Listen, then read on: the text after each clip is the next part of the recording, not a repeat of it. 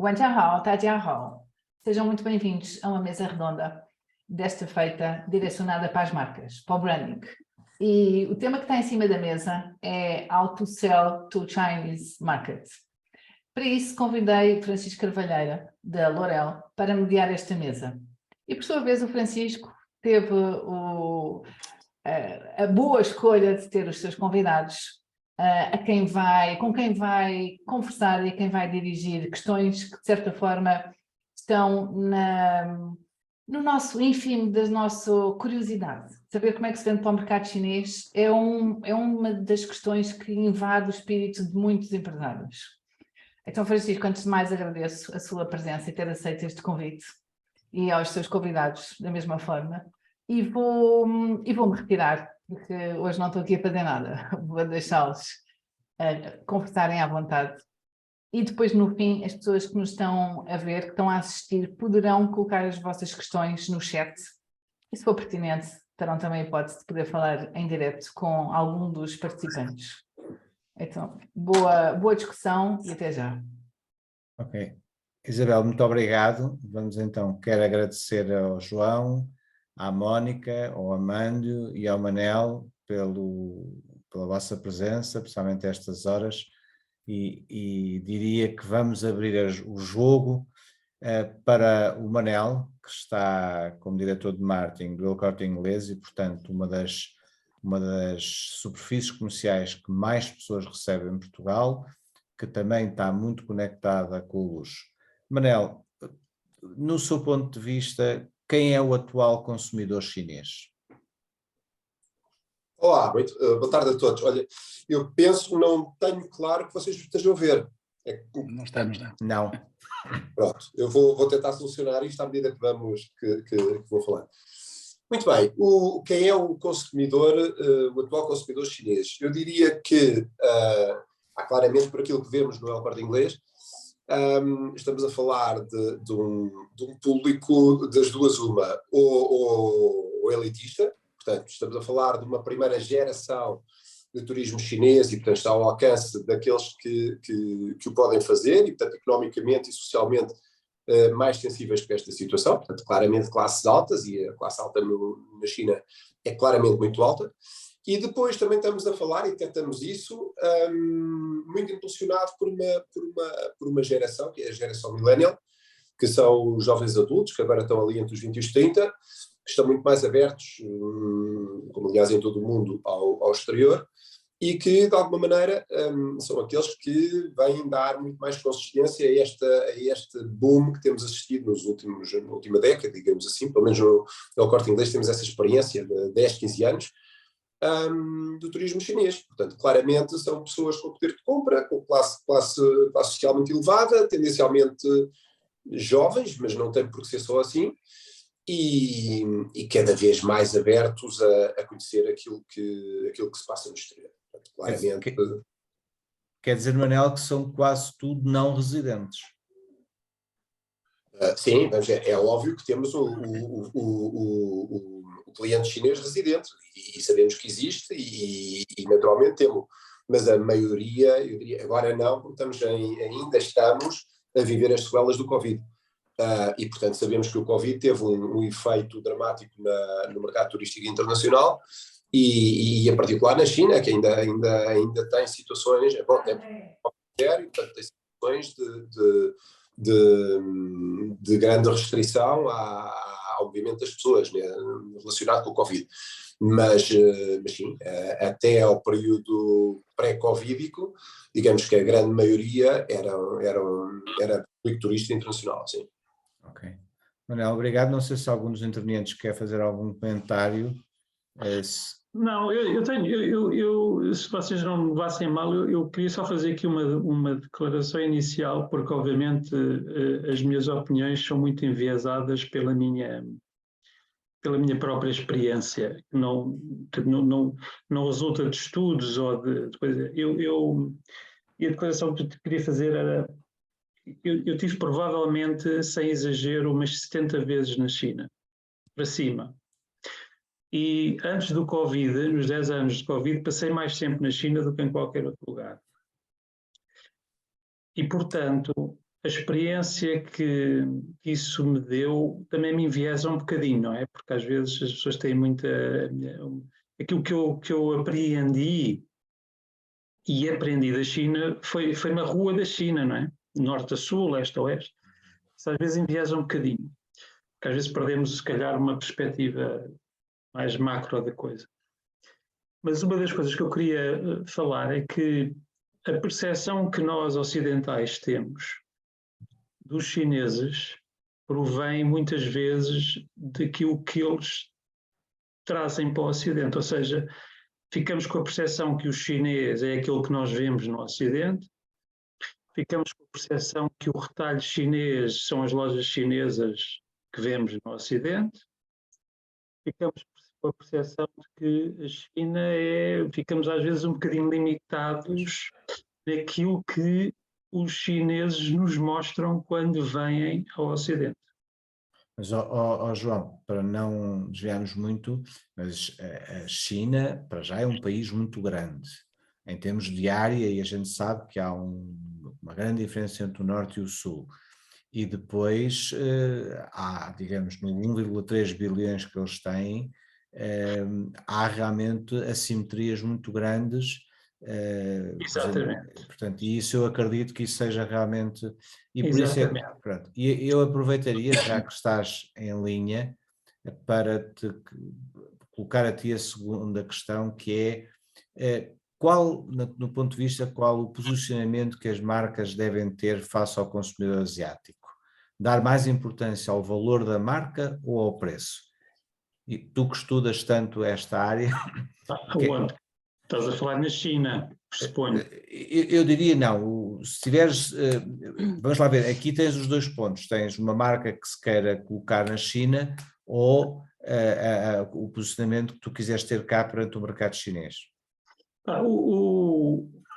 As empresas, eu assisti isto a muitos níveis e muitas vezes. Uma empresa que se queira, ou uma marca que se queira posicionar no mercado chinês, primeiro tem que perceber que o mercado chinês, há muitos mercados chineses. Exatamente. E tem que selecionar para onde é que quer ir, exatamente, porque se for uma cidade do terceiro tier ou do quarto tier, não entra de maneira nenhuma, com muita dificuldade entrará. São cidades onde o preço ainda conta muito e, portanto, não estou a ver as marcas ocidentais a conseguirem competir em preço. Normalmente não conseguem. Aquelas que tentaram falharam e, portanto, e mesmo as que não se posicionam em preço, muitas vezes também falham. Eu acho que têm que ser marcas muito diferenciadoras, com tecnologias muito diferenciadoras e muito inovadoras, porque senão os chineses têm uma grande capacidade competitiva. Da minha opinião, o que eu tenho visto mais são as marcas que são mais bem-sucedidas, são aquelas que, pela sua capacidade de interação, pela grandeza da marca, são aquelas que mais sustentabilidade têm. Também não é um garante, porque o mercado chinês, ao contrário daquilo que se pensa, nós falamos de 1,4 milhões, mas estar lá dentro é muito difícil. Muito difícil. E quer dizer que então exige não só um conhecimento grande local, como uma grande capacidade de investimento, correto? Tens de ter uma grande capacidade de investimento e tens que ter uma enorme capacidade de entrares na cultura chinesa. Entendi. E no sítio da cultura chinesa onde estiveres, porque fores para Harbin no norte, não estás a falar da mesma pessoa que está a falar em Guangzhou no sul. E essa necessidade, do meu ponto de vista, passa logo a partir de uma coisa chamada idioma. Porque, por incrível que a gente possa, ou enfim, não sei qual é a percepção que as pessoas têm, mas na China, apesar de se falar cada vez mais inglês, fala-se muito pouco inglês. Muito pouco, E, portanto, a língua é uma primeira grande barreira que é necessário ultrapassar. Portanto, se não estivermos a falar com elites, e estou a falar de elites de educação, mesmo as gerações mais novas, falam menos inglês, ou um inglês muito atrapalhado, que por vezes não é possível estabelecer uma comunicação muito boa. Portanto, isso é uma primeira grande coisa. E depois o posicionamento da marca, eu lembro, por exemplo, a Zara, para nós é uma marca mais posicionada para um value for money, não é? Uhum. China posiciona-se muito mais para cima, não é? Porque não é possível, não é fácil as marcas ocidentais competirem em value for money. Apesar da classe média chinesa estar a crescer muito, ainda há um pouco de assimetria entre o low cost e depois aquilo que é o premium. Ali no meio, o value for money ainda não está bem definido. Tem-se vindo a definir, mas ainda não está bem definido. E nós no Ocidente temos muitas marcas value for money, temos uma distribuição mais normal, não é? Low cost, for money e premium. No caso da China ainda está muito assimétrica, está muito polarizada, quer para um lado, quer para o outro, o que faz com que a tendência seja entrar cada vez mais por inovação, tecnologias, por design muito criativo, apesar daí os chineses têm vindo a ter avanços muito, muito, muito grandes e têm estado a equilibrar um pouco essa tendência que o Ocidente tinha, mas eu creio que no futuro vai ser cada vez mais apertado. Creio que a grande questão que eu tenho visto é as marcas imporem à China a sua forma de ser do Ocidente e tenho-as visto a colapsar de uma maneira gigantesca. Porque são culturas muito antigas e são mercados muito grandes, claro. João, obrigado.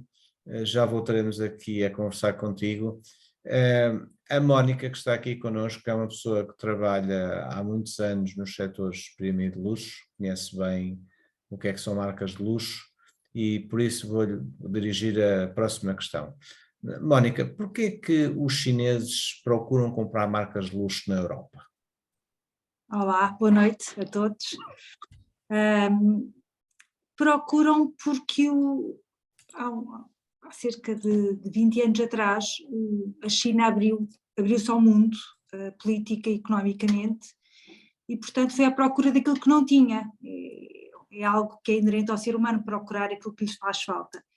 E portanto, a partir do momento em que começou a abrir a sua economia, os chineses, uma boa parte dos chineses através da iniciativa privada começou a enriquecer e portanto foi procurar as coisas boas da vida, e as coisas boas da vida, o lifestyle e os produtos de excelência estavam na Europa. 70% daquilo que é produzido no mundo é produzido na Europa, portanto obviamente que os chineses viraram os seus olhos para a Europa à procura de produtos e à procura de mimetizar um estilo de vida. Portanto, essa foi a razão primária. 20 anos envolvidos, as coisas já evoluíram, faz parte do processo de evolução do ciclo de vida individual e de uma sociedade, mas ainda assim o chinês hoje procura, por um lado, o estatuto social, mostrar que tem sucesso, e por outro lado também a diferenciação do seu par, porque a China é muito ampla e portanto os chineses, ao contrário, por exemplo, dos japoneses, que são mimetistas e têm uma cultura tribal em termos de consumo, os chineses não, eles gostam de diferenciar-se uns dos outros. Essa é a razão base pela qual eles procuram produtos de luxo, porque é um código que eles utilizam para descodificar, para que os outros descodifiquem o seu sucesso, o seu estatuto social. Claro. O Amândio, que depois também tem aqui uma questão que lhe é muito dirigida, mas neste caso o Amândio, que é o dono do grupo Cové, um grupo muito grande, um dos maiores grupos portugueses na área do mobiliário, e com uma grande capacidade de produção face à parte portuguesa e que exporta bastante. O que é que acha desta questão? Como é que para si, que tem muitos clientes pelo mundo fora, como é que o consumidor chinês percebe, como é que é o luxo para eles? Bom, primeiro obrigado pelo convite. Sempre bom participar nestas conversas e sessões. Bom, a nossa experiência é variada, ok? Eu acho que nós passamos várias fases. Até agora de namoro com a China, nós a maior parte das vezes internamente chamamos Ásia, porque depois são aqueles países todos ali à volta, mas a China em concreto, nós temos a sorte nós apostamos com um produto diferenciado, e aí a boca de lobo, no meio de tantas marcas, é seguramente a que mais se distingue. E desde cedo teve muita presença na imprensa, muita força na web, nas redes sociais, onde os chineses são espectadores atentos. Lutamos muito e já tivemos melhores, outras vezes piores, com as redes ditas chinesas como o WeChat, da qual temos contas, com uns milhões de seguidores. É um processo difícil, mas há muitos anos nós conseguimos entrar, acho eu, ali numa elite que nos conhece bem, que nos namora, que nos copia. Mas acho que a atenção está, acho que a conseguimos agarrar. Claro que temos a sorte de muitos das pessoas do setor virem às feiras internacionais, seja Milão, seja Paris.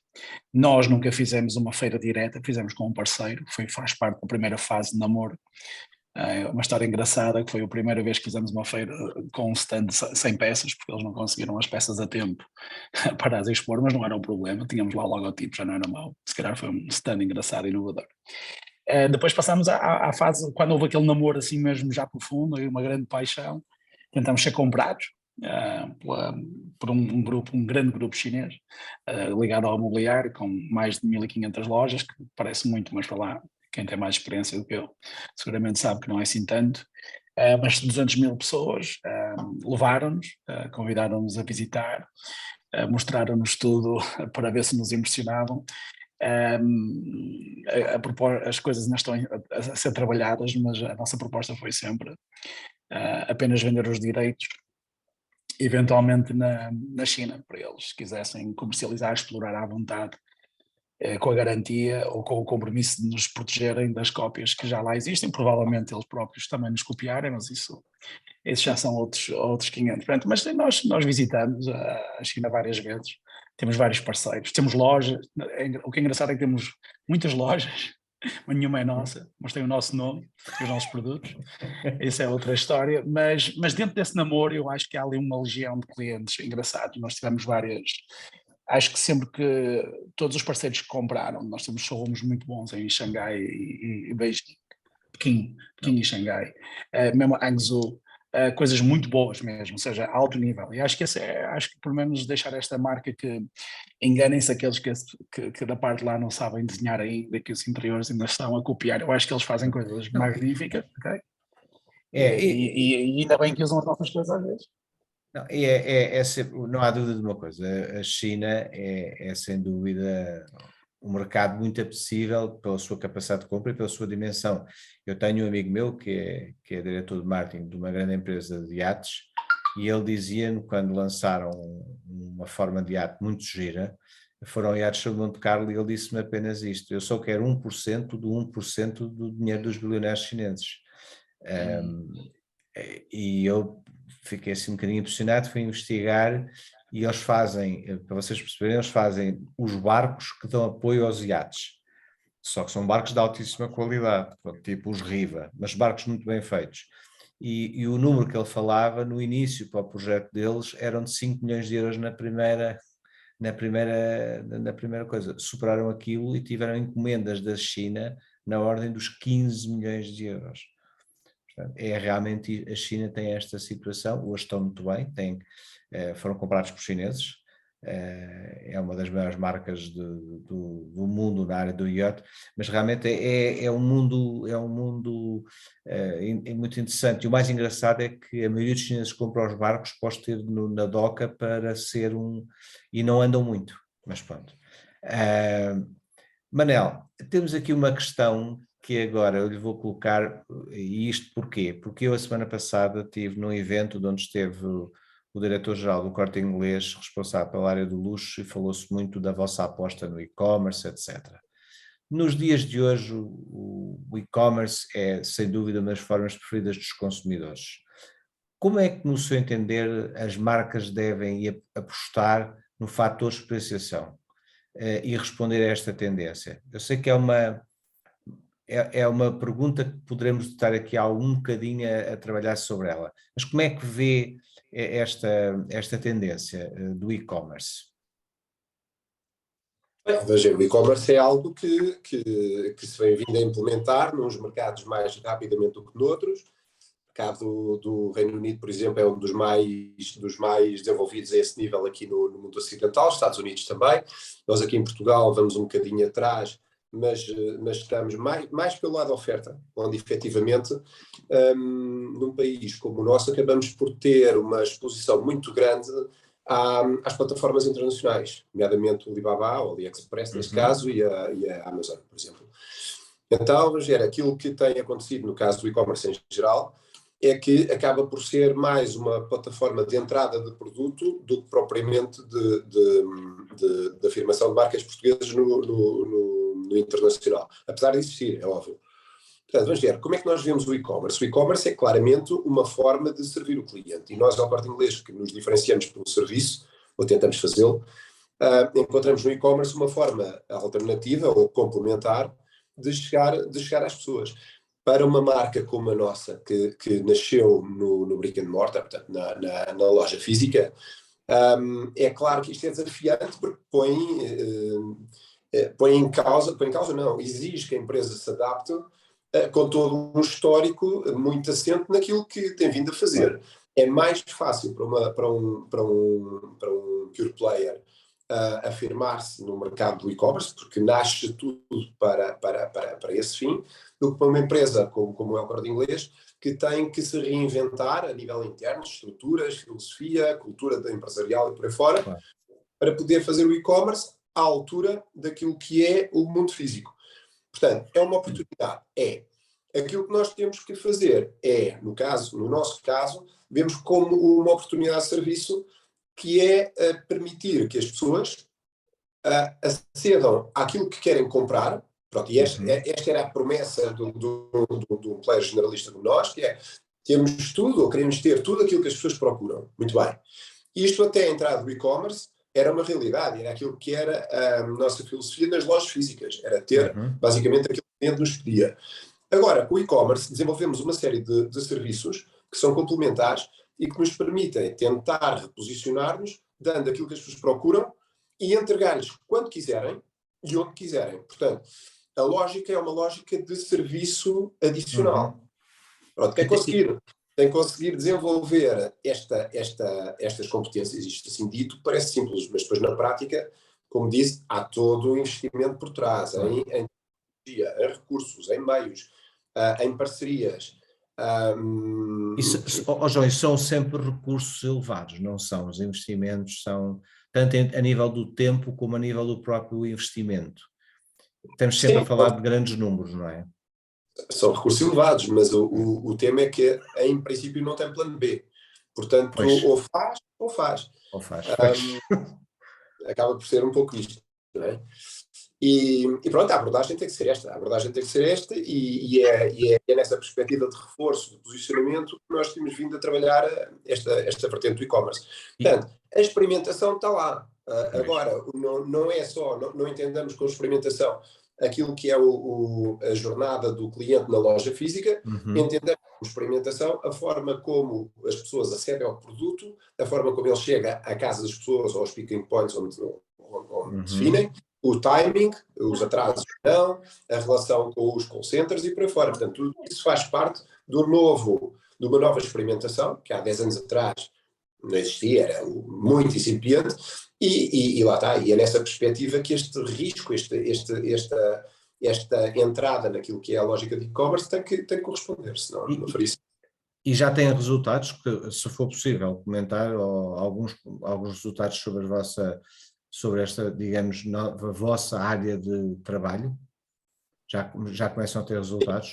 Mas neste momento o resultado é que pensamos que aqui o Covid foi um excelente dinamizador, porque a verdade é que esta migração para a omnicanalidade supostamente era feita de forma mais lenta do que aquela que aconteceu. O que se passa outro, ficámos com as lojas. Está na hora de fazer tivemos que queimar etapas. Consuminho, amor, não está? Estás. Olha, mano, já está a fazer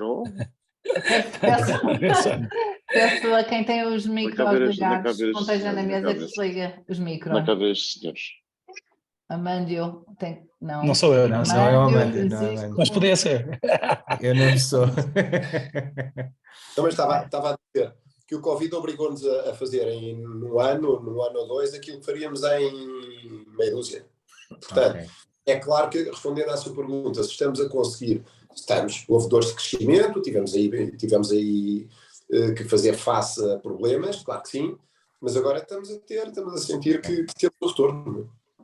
Manel, muito obrigado e esperemos que corra bem, porque o Manel disse uma coisa que eu estou sempre farto de dizer: neste caso, ou se apanha o comboio ou depois vai ser difícil. Mónica, sendo que é uma área que tu gostas, uma questão que é muito...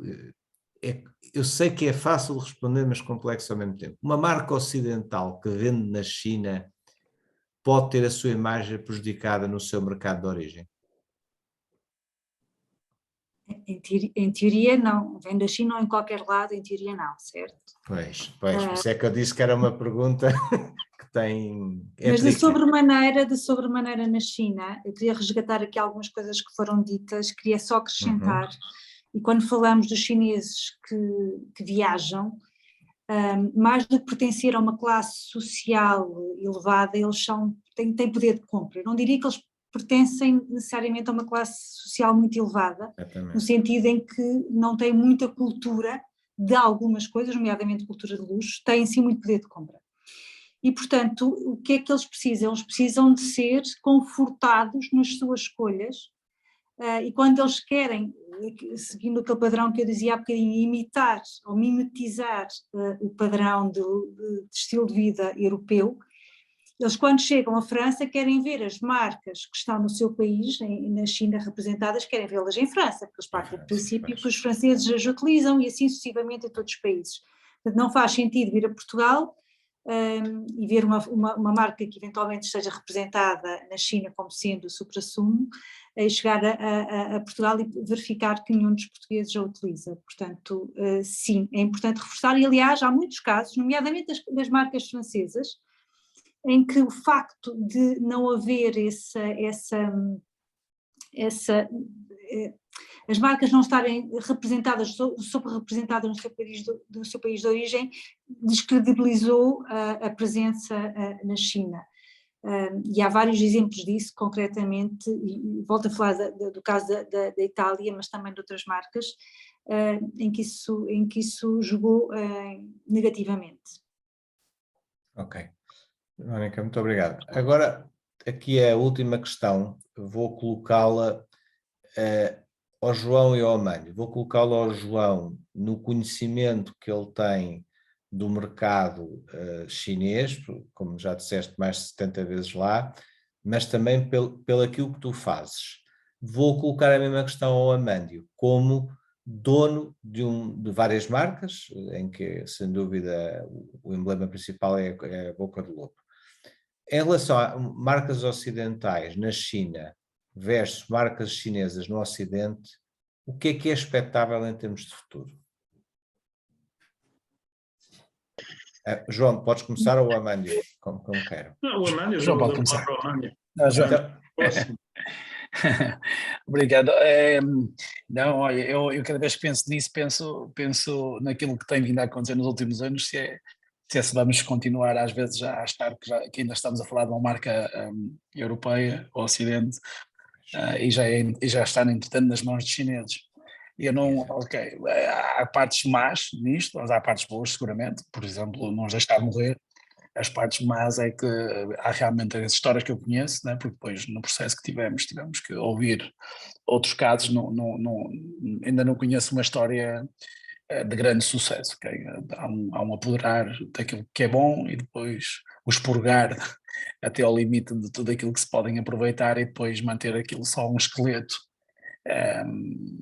visível aos olhos, como eles querem mostrar. Eu acho que é muito forte a presença, mesmo nas feiras internacionais, por exemplo, se calhar alguns não sabem do detalhe, por exemplo, a Saloni, a maior feira do setor de design mobiliário na teoria não permite expor expositores asiáticos, então eles fizeram aquilo que estão a fazer, que é, então compramos nós, empresas europeias, e assim já podemos expor. Ainda que se isso fosse um problema, não é? Porque depois a quantidade de marcas que também já onde faz as suas produções, não estou a falar, claro, daquelas marcas ditas italianas e outras, mas que fazem muita coisa já lá fora, e por isso automaticamente eu acredito que uma feira como Maison et Objet, por número de objetos, eu diria que 80% é produzido na China. E por isso as marcas chinesas aqui, não sei, acho que não é assim ainda uma coisa que vão ser recebidos de braços abertos, outra vez se soubermos, ou se o público souber que são, depende, outra vez, no nosso setor é o que eu estou a falar. Nós lá, na evolução, há de ser esta, que há se calhar continuar o que estamos a ver. Acho que há espaço para estas marcas mais pequenas como nós, olhar ao lado dos grandes gigantes. Há realmente este lifestyle e, por exemplo, esta ajuda que Portugal tem de abrir portas e estas pessoas viajarem em Portugal ajudará marcas como a nossa seguramente a entrar. As pessoas ficam a perceber melhor, afinal de contas, onde é que vem a nossa base de design, e ficam a apreciar mais. Portanto, e nós temos dois showrooms e temos as nossas fábricas no norte, no Porto.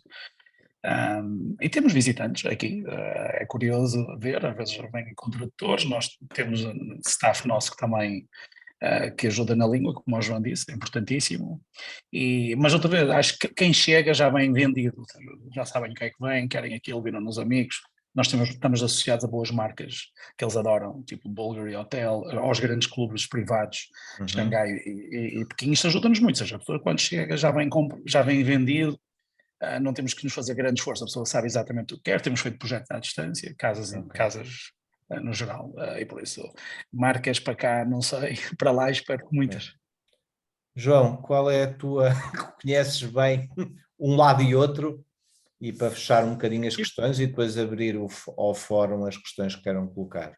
Eu rapidamente diria que tenho uma visão absolutamente brutal da China, no sentido em que eu acho que a China está a encurtar o gap de fatores de diferenciação que tem com o Ocidente, a uma velocidade astronómica. Portanto, tecnologicamente a China está a avançar muito. A China hoje em dia é, penso eu, o país número 1 em inteligência artificial, é o país número 1 em comboios de alta velocidade, é o país...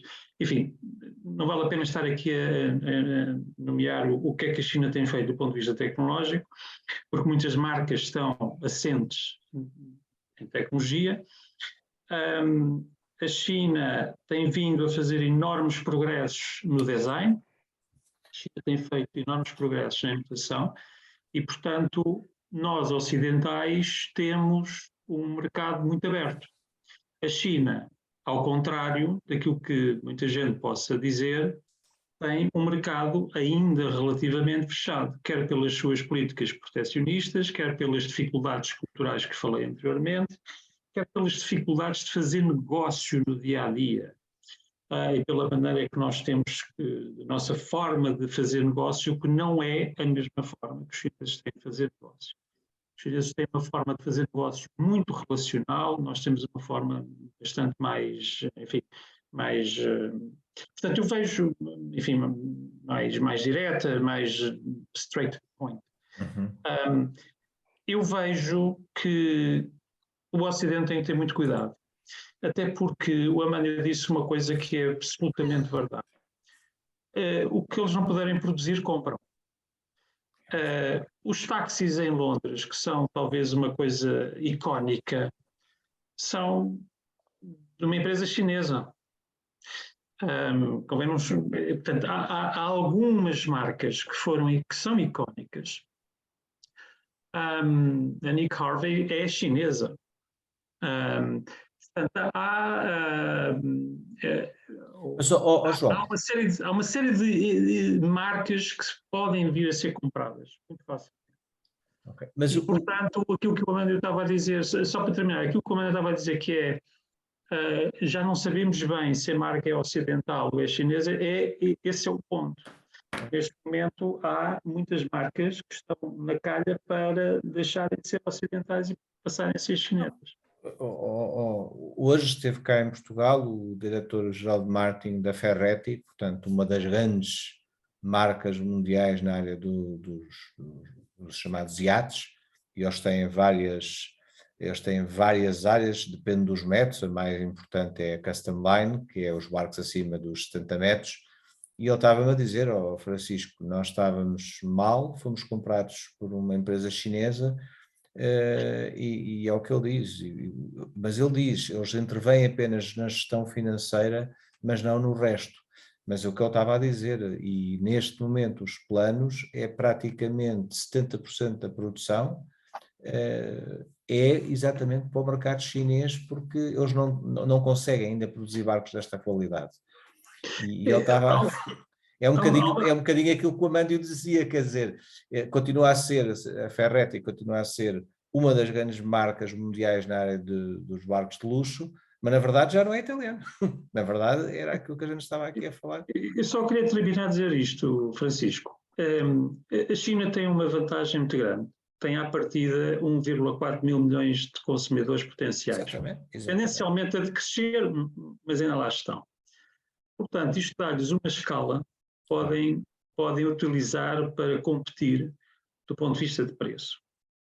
Depois tem um segundo fator, que foi o fator de captarem tudo o que é industrialização, que o Ocidente generosamente passou para o lado de lá, e, portanto, têm a capacidade produtiva para.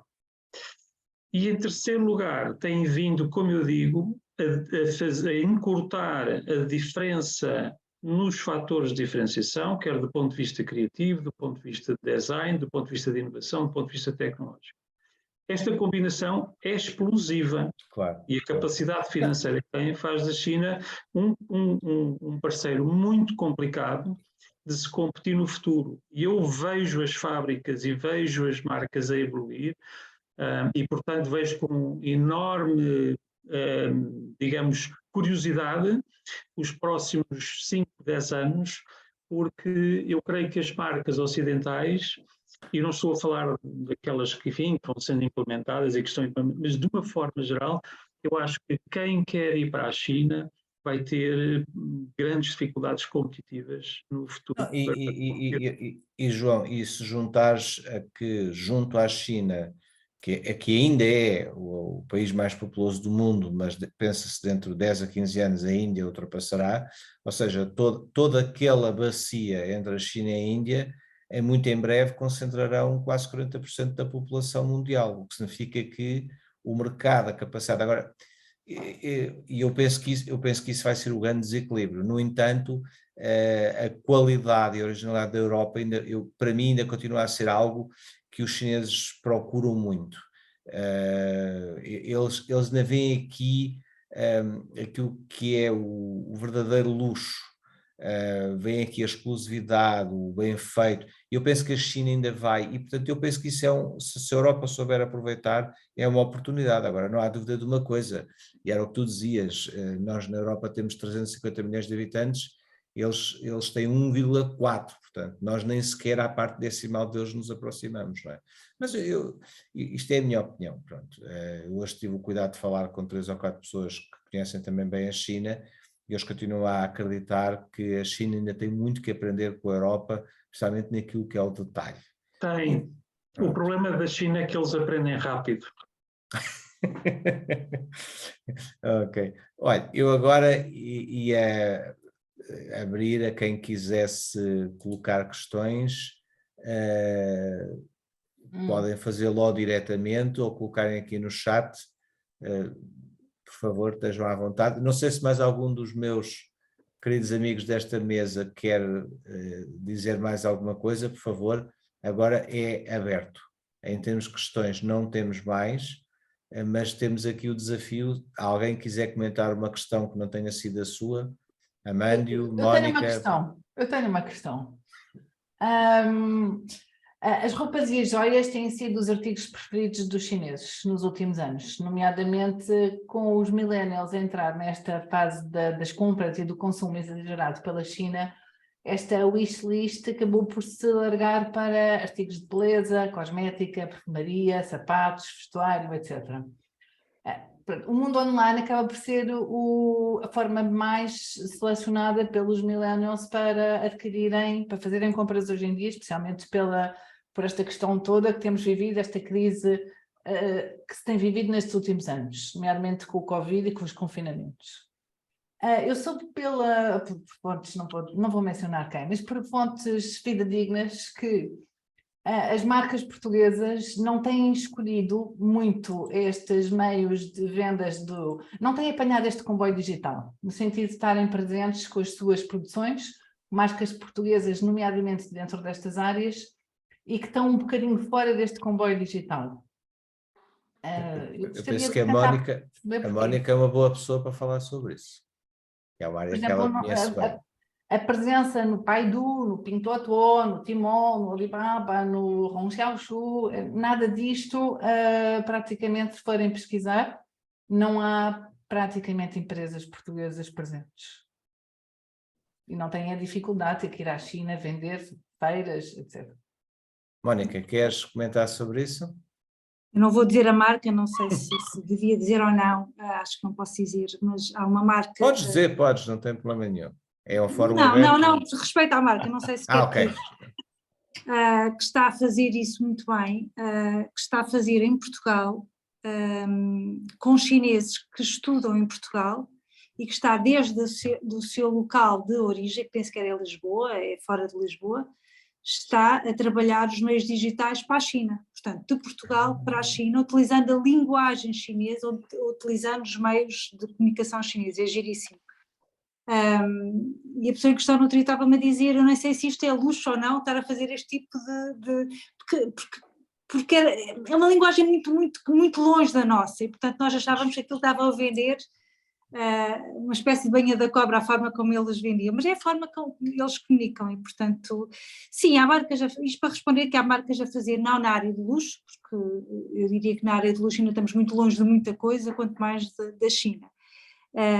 Mas há marcas a fazê-lo, e eu próprio fiquei surpresa de ver que é possível fazer. Aliás, eu achei uma forma genial de atacar o mercado chinês, portanto esta marca comunica a partir de Portugal e vende a partir da China, onde tem um parceiro que depois escoa os produtos. Portanto é possível atacar a China desta forma, que achei extremamente inteligente.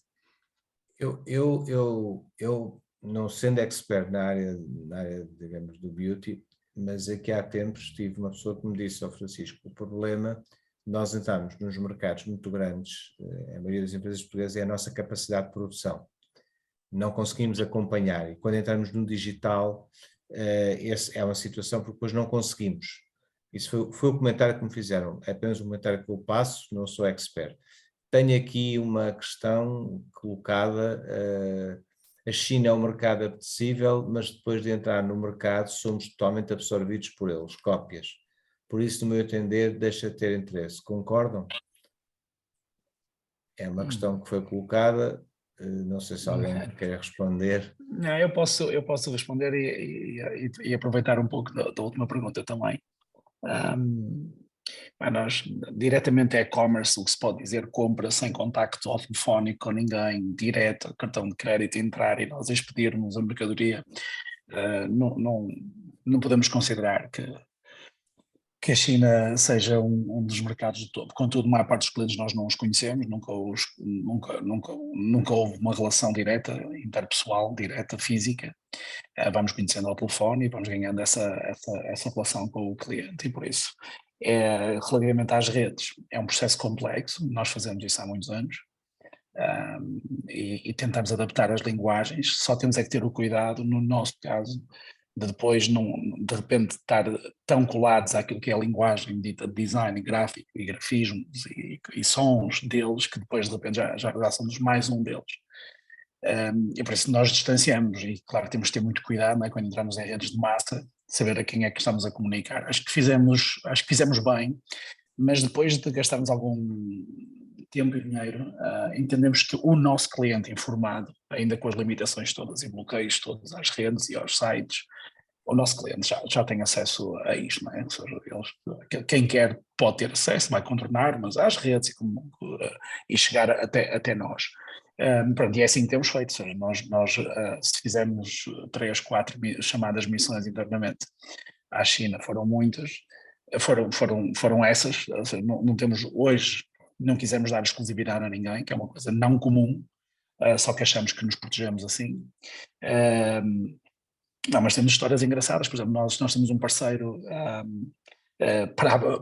que nos faz uns componentes engraçados lá, ou seja, não fomos atrás de preço, fomos atrás de qualidade, é aquilo que o João diz, eles aprendem rápido, que era um parceiro que o conhecemos porque ele tinha uma loja com a nossa marca, e por isso, respondendo à segunda pergunta, claro que devemos entrar ali, acho que temos que esquecer esta história das cópias, nós forem ao Alibaba e colocarem os nossos nomes, vos garanto que temos milhares de produtos à venda, não são nossos, porque acho que nós não temos que estar no nosso segmento não devemos estar no Alibaba, contudo é uma boa montra, se perdemos negócio com aquilo que se vende ali, claramente, se ganhamos negócio com aquilo que está lá, se calhar também já ganhamos algum, e por isso, nós neste caso com este parceiro, quase que nos juntamos, nós conhecemos porque ele copiava as nossas peças, foi-nos apresentado por alguém, uns amigos que temos e que nos copia e que nos vendem as nossas coisas, não é copiam, mas depois nós fomos às lojas, ficamos amigos, tem uma fábrica fantástica que eu adorava ter, a nossa é avançada tecnologicamente, a nossa de iluminação, mas não tanto, e hoje ele ficou lá como quase nosso guardião, entre aspas, a não deixar que outros copiem, e nós basicamente estabelecemos com ele um acordo em que ele pode, que faça lá as coisas dele com as nossas, em iluminação, das nossas marcas, e nós no fundo estamos a ganhar com aquilo que ele já ia fazer sem nós ganharmos, e por isso acho que temos que ser um pouco, à nossa dimensão, um pouco criativos e jogar à volta, e eles gostam disso, reparem. Acho que se falou há pouco disso nestas relações interpessoais, eles mais do que ter acesso até a comprar, porque eles podem, não é? Comprar uma mesa de 50 mil ou de 100 mil, um casaco de 150, uma carteira de 150 mil, ou seja, esta questão do dinheiro, eles querem é dizer aos amigos que têm amigos no Ocidente e que se dão bem, que conhecem este e aquele, outra vez à nossa dimensão, ok? Não estamos a falar de uma grande marca, não estamos a falar de uma Dior nem de uma Louis Vuitton, estamos a falar de uma coisa pequenina, em que eles querem dizer aos amigos que conhecem e gostam de ter uns livros assinados, dão muito valor a esses gestos. Okay, por exemplo, só para terem uma ideia, um dos clientes do tour, que eu só fui à China uma vez, e à parte boa, e fui bem, muito bem recebido. E tinha uma grande coleção de vinhos, eu dei um vinho de um Porto, uma garrafa ainda muito antiga mesmo, e nunca mais se esqueceu daquilo, fala daquilo todos os dias, um vinho quase mel, nem sei se aquilo estava bom ou não, mas ela adorou. Mas para dizer que acho que é isso que eles valorizam também, ou seja, ter amigos aqui, vir aqui conhecer, dizer, ok, eles estão lá no meio dos grupos deles, não, conheço muito bem, tipo, esta ideia de conheço muito bem o CEO desta marca e dou muito bem com este, e eles vêm cá à minha casa, e eu já tive, depois de ter ido lá para vez, tenho muitos convites aí, claro que a China não é aqui ao lado e demora muito, mas acho que é por aqui que temos, ao nosso tamanho, a nossa realidade portuguesa, no que diz respeito à tal dimensão, acho que se trabalharmos no nicho, mantivermos no nicho e não quisermos ser golosos, né? Nós já tivemos ali muitas propostas e que era muito fácil sermos golosos e estragamos, né? Ou seja, basicamente ir a correr atrás das tais 500 lojas. Né? Depois daquilo, se um dia entrassem 500 lojas, nós nunca mais fazíamos as lojas que estamos a fazer e os projetos que estamos a fazer, porque entretanto aquilo era chinês, pronto, e já éramos mais encontravas em todos os lados. E ainda hoje estive a ver uns dados que tivemos um bocadinho de conference call da EQIA, quer dizer, e é o que eles dizem, apesar da digitalização, do e-commerce, etc., mas pensa-se que os números que estão a ser estudados, mas entre 65% a 70% das vendas do luxo são feitas em loja. Porque o luxo está muito preso à experienciação, etc., são feitas em loja. É óbvio que a tendência é crescer, mas acreditam os especialistas que o luxo terá sempre essa parte da loja da experienciação. Aliás, a Mónica e o João, em vertentes diferentes, poderão dizer se isto poderá corresponder ou não à situação atual. E depois fecharia por aqui o debate. Mónica, que é que começando pela Mónica, o que é que tu Lojas é com o João. Não, mas tu como consumidor, a experienciação... Não, mas eu queria só dizer para acabar, acho interessante, e como estamos a falar na área de luxo, só para terem uma ideia, em 2025 quase 1 em cada 2 consumidores de luxo será chinês, e daí a 2, 3 anos o maior mercado do mundo será o chinês. Claro. Portanto, a partir daí... Agora, há só aqui uma questão muito interessante, que é contrariamente à emergência dos japoneses, que tiveram o seu momento nos anos 90, e que eram grandes consumidores de luxo e que tinham uma penetração de quase 80% dentro do consumo japonês de produtos de luxo, que é uma coisa absolutamente incrível. Eles nunca quiseram criar marcas de luxo. Tem algumas, mas não é essa a praia deles. Em contrapartida, os chineses têm a ambição de o fazer. E depois, quando eles recuperarem todo o seu legado, porque eles têm um legado incrível, têm um património ao qual voltaram as costas por razões políticas, mas quando eles voltarem a buscar todo esse know-how e esse legado, eles vão construir as suas próprias marcas, vão servir-se a si próprios e provavelmente vão pôr em causa algumas das marcas internacionais, ocidentais, para os quais, enfim, eles também terão pretensão de vender para o Ocidente. Esta é a questão da China, diferente de outros países que emergiram na área do luxo. Ok. Não sei se o Manel ou o João querem tecer mais algum comentário, se não, fechamos por aqui. Não, o único comentário que tenho a fazer relativamente àquilo que vocês estão a conversar é... Temos 5 minutos. Sim, eu conto esta história rapidamente. Tens que deixar 2,5 para o Manel. Não, só preciso de um.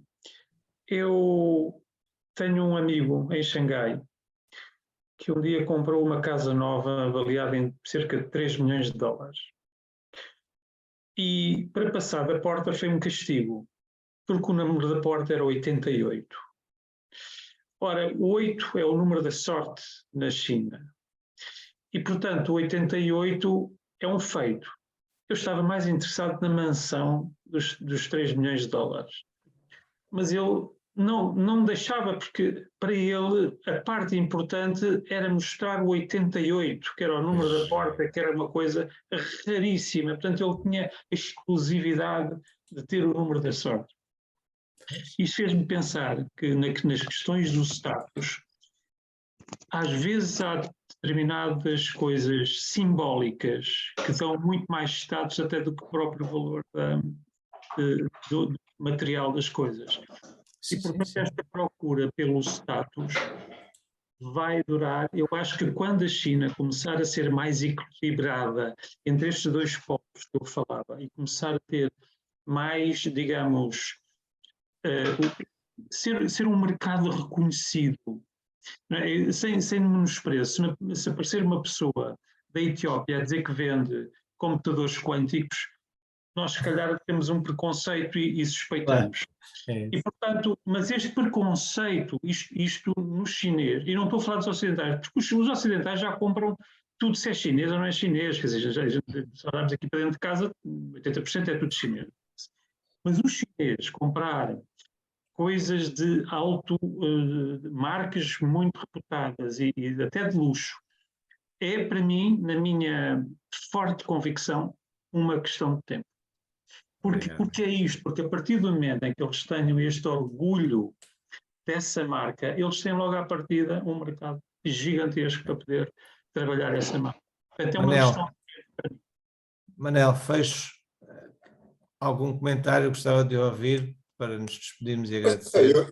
Eu vejo mais do que uma ameaça, eu vejo o mercado chinês como uma grande oportunidade. Eu, basicamente, falo numa perspectiva de turismo e de turismo de shopping, ou seja, ao fim e ao cabo, o que nós sabemos é que 1 em cada 4 euros que se gastam internacionalmente em turismo é chinês. Primeiro ponto. Segundo ponto, que esmagadoramente a maioria dos chineses viajam na Ásia, concretamente em destinos próximos. Estão longe da Europa, fisicamente. Terceira situação, a Europa é, por excelência, o continente do luxo. França, Itália, Espanha, a própria Espanha. Portanto, o berço do luxo é a Europa, de onde, se os chineses estão a começar, e já agora eles estão apenas a começar, o ano 2019 foi o último ano onde eles estiveram em pleno, bem, nada nos faz pensar de que vai ser diferente a partir do momento em que o Covid esteja mais controlado, eram já do ponto de vista de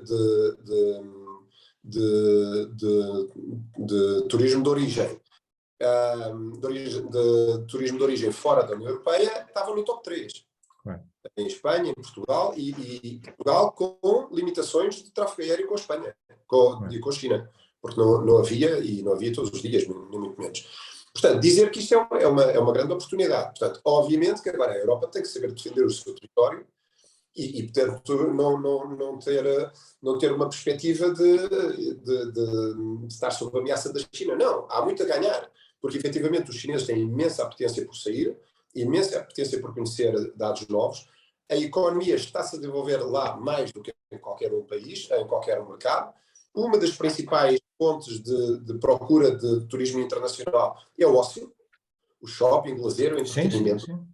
E nós temos isso. Portanto, sinceramente, acho que temos muito mais a ganhar em que a China como um todo se desenvolva nessa perspectiva de geração de turismo do que propriamente a perder, isso está claro. Portanto, vemos-lo bem, vemos que é um mercado para o qual nós temos que nos direcionar ainda mais a atenção, trabalhá-lo e esperar colher os frutos aqui. Portanto, é óbvio que não podemos ser competitivos em todos os tabuleiros e, portanto, se o mercado mais orientado ao preço está muito orientado para a Ásia, aqui se temos outro território de diferenciação, como é o caso, neste caso, do luxo, do entretenimento, mas temos que saber preservar e eu creio que temos as condições para que isso funcione.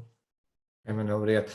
Fechando, Mónica, e deixando aqui apenas uma mensagem. Eu estou a ler um livro bastante interessante sobre os feitos da história mundial e quando a gente fala, nós temos uma ideia muito errada da China, é verdade. Nós olhamos para a China comunista, que foram os últimos 60 anos.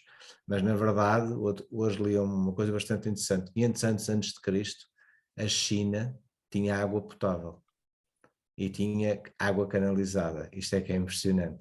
Portanto, eles já foram, e é isso que a Mónica diz, no dia em que eles começarem a ir buscar estas sementes que lá estão, a China vai competir na área do luxo. Isabel, obrigado a todos. Deixa-me só fazer só uma pequenina nota, porque por causa desta questão que foi posta das cópias, só uma consideração, que os dados estatísticos da LVMH, que é a empresa detentora de Louis Vuitton, Moët Chandon e mais dezenas de marcas, de outras marcas de luxo, estatisticamente declararam que nos últimos 5 anos duplicaram a faturação.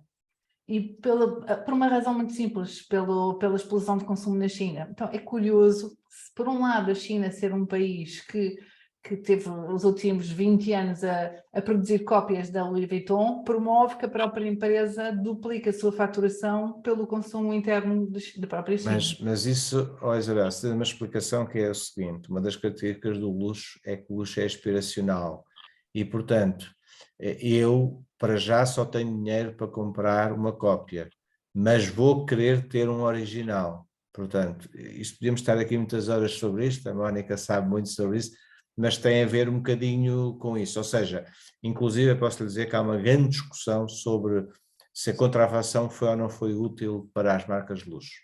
Há uma grande discussão sobre isso, ainda em setembro nós tivemos uma reunião na sede da Louis Vuitton na Bélgica e eles próprios, não é um tema que se fala com muita facilidade, mas é um tema que eles reconhecem que é um tema que está em cima da mesa. Claro que negam terminantemente a cópia, porque não podem aceitar, não é? Agradeço a todos, uma boa noite. Obrigado. Acabamos bem a noite com o Benfica a ganhar 6-0, portanto, para a maioria de nós estamos mais satisfeitos ainda.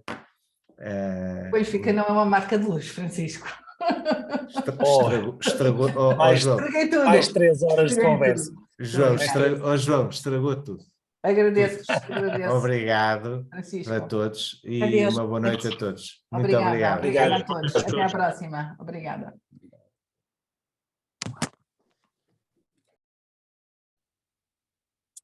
E ficamos com mais uma mesa redonda chamada How to Sell to Chinese Markets. Uma boa noite para todos.